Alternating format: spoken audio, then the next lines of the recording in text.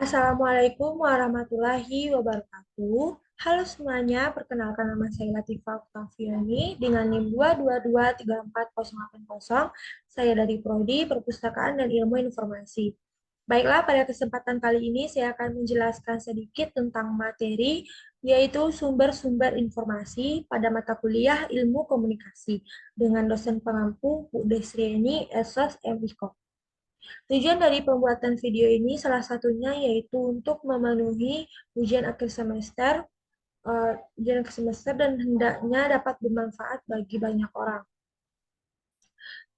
Materi yang saya ambil yaitu tentang sumber-sumber informasi. Sebelumnya teman-teman harus mengetahui dulu nih apa itu informasi.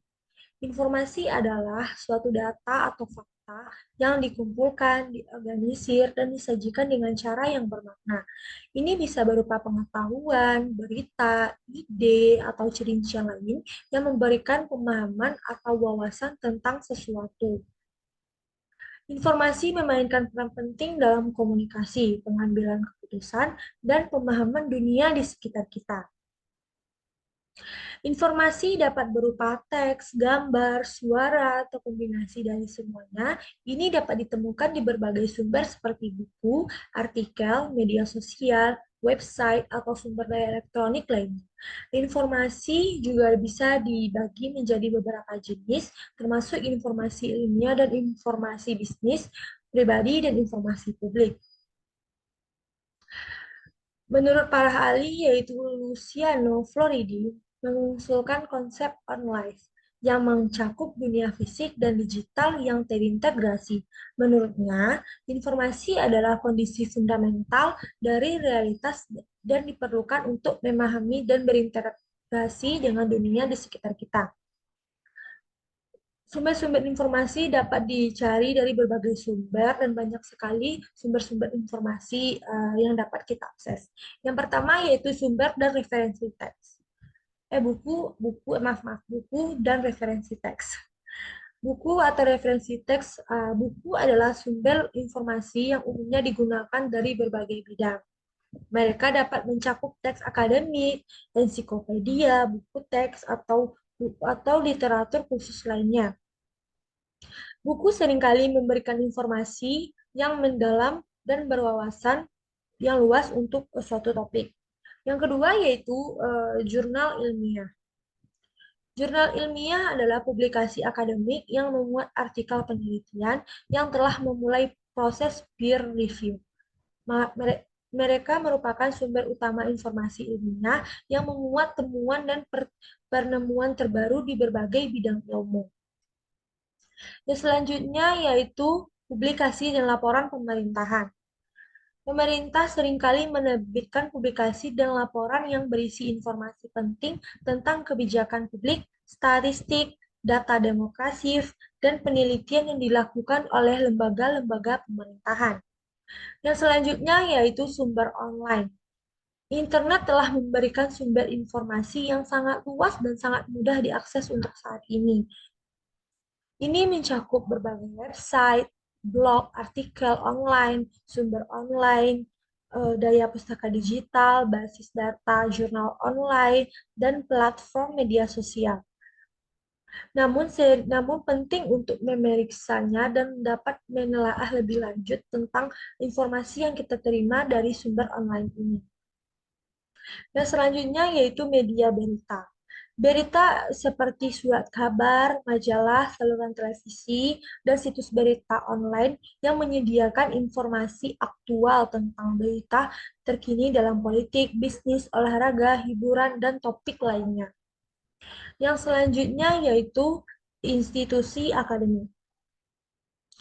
Institusi akademik seperti perguruan tinggi, universitas, dan lembaga riset adalah sumber penting informasi dan pengetahuan. Mereka sering memiliki perpustakaan dan pusat penelitian yang menyediakan akses dan koleksi literatur, publikasi ilmiah, dan data penelitian. Yang selanjutnya, yang terakhir yaitu wawancara dari sumber manusia,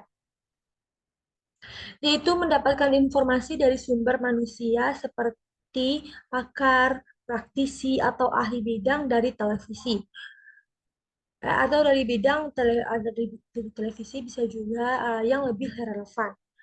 Dapat memberikan wawasan dan perspektif yang berharga.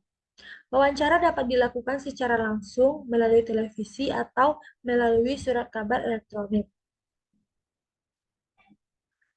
Yang selanjutnya yaitu contoh dari informasi.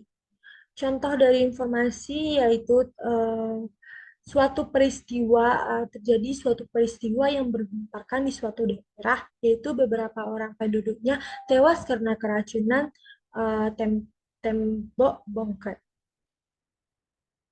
Ini namanya suatu fenomena dan menjadi informasi jika ada seseorang yang melihatnya atau menyaksikannya, atau bahkan kemudian mungkin merekamnya. Hasil kesaksian dari rekaman dari orang ini melihat suatu penyaksian peristiwa atau fenomena inilah yang dimaksud dengan suatu informasi. Seperti contoh yang dapat kita ambil yaitu seperti dalam satu kerumunan orang yang banyak, dalam satu kerumunan orang yang banyak, di suatu pasar misalnya nih tiba-tiba terdengar suara yang berteriak keras seperti suara berteriak keras yang tampaknya seseorang itu sangat bersungguh-sungguh di tempat keramaian tersebut yang mengatakan bahwa di suatu tempat tersebut di pasar tersebut ada yang dipasangkan bom yang suatu saat akan meledak. Otomatis orang di sekitarnya kan juga ikut panik tanpa tanpa mencari tahu kebenaran dari suatu informasi tersebut. Dan secara tidak langsung kejadian tersebut merupakan suatu kejadian informasi atau suatu kejadian informasi dan kita harus dapat bijak dalam mengambil suatu informasi tersebut. Yang selanjutnya yaitu jenis-jenis informasi. Informasi terbagi atas dua, yaitu informasi terekam dan informasi ilmiah. Apa sih informasi terekam tersebut? Informasi terekam adalah informasi yang direkam atau disimpan dalam bentuk yang dapat diakses dan diulang kembali. Ini mencakup berbagai media atau format seperti teks tertulis, rekaman audio, gambar, video, atau kombinasi dari semuanya. Informasi terekam memungkinkan untuk disimpan dan diarsipkan di berbagai untuk digunakan di masa yang akan datang. Contoh dari informasi terekam ini misalnya seperti informasi dari contohnya nih suatu berita tentang meninggalnya seorang presiden atau pejabat tinggi negara negara mana gitu kan. Lalu termasuk di mana dicantumkan di sana hari dan tanggal tanggal dan menjadi nilai informasi yang sangat penting karena hal ini dapat dicatat dan karena dapat dicatat oleh sejarah. Keadaan informasi terekam ini dapat dilihat secara berulang-ulang kapan saja dan di mana saja. Yang kedua yaitu informasi ilmiah. Apa sih informasi ilmiah itu? Informasi ilmiah adalah jenis informasi yang didasari pada metode ilmiah dan penelitian yang sistematis. Ini adalah informasi yang dihasilkan melalui proses pengumpulan data, analisis, interpretasi, dan publikasi data dan fakta terkait dalam bidang pengetahuan tertentu. Contoh dari informasi ilmiah ini yaitu semua informasi tersebut sebagian telah disimpan dalam memori manusia, terutama memori yang telah dialihkan dalam bentuk ke media penyimpanan yang disebut dengan dokumen.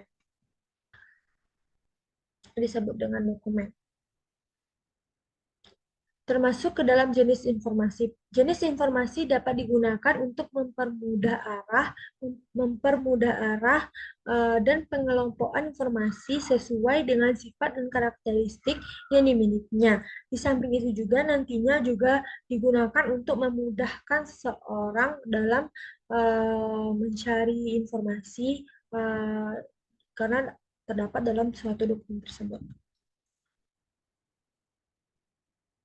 Di tempat lain juga ada kegiatan pengelolaan informasi, tetapi tentu mempunyai misi dan tujuan yang berbeda dengan perpustakaan. Bahkan ada yang bertujuan untuk mencari keuntungan loh dari informasi tersebut, seperti halnya yaitu organisasi sampai saat sekarang ini. Perpustakaan sebagai pusat sumber informasi dapat dikelompokkan dalam beberapa jenis yang masing-masing mempunyai ciri dan penekanan fungsi yang berbeda.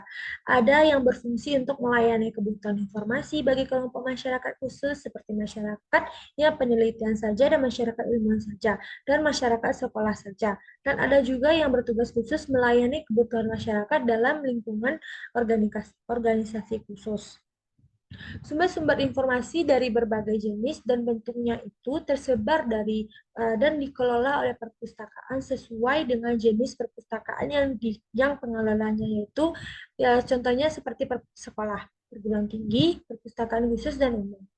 Di samping itu juga perpustakaan nasional, daerah tingkat kabupaten sekota, perpustakaan desa, komunitas tertentu, dan perorangan. Semua jenis perpustakaan ini berfungsi sebagai tempat informasi dan kepentingan masyarakat yang membutuhkan. Baiklah, kesimpulan yang dapat saya ambil di sini yaitu informasi tidaklah kita dapat tidak hanya dapat di buku saja, tapi di khalayak ramai, di media sosial, dan informasi juga dapat kita ambil dari berbagai banyak sumber. Baiklah, sekian yang dapat saya sampaikan. Semoga bermanfaat bagi kita semua. Eh, Akhir kata, saya ucapkan terima kasih. Assalamualaikum warahmatullahi wabarakatuh.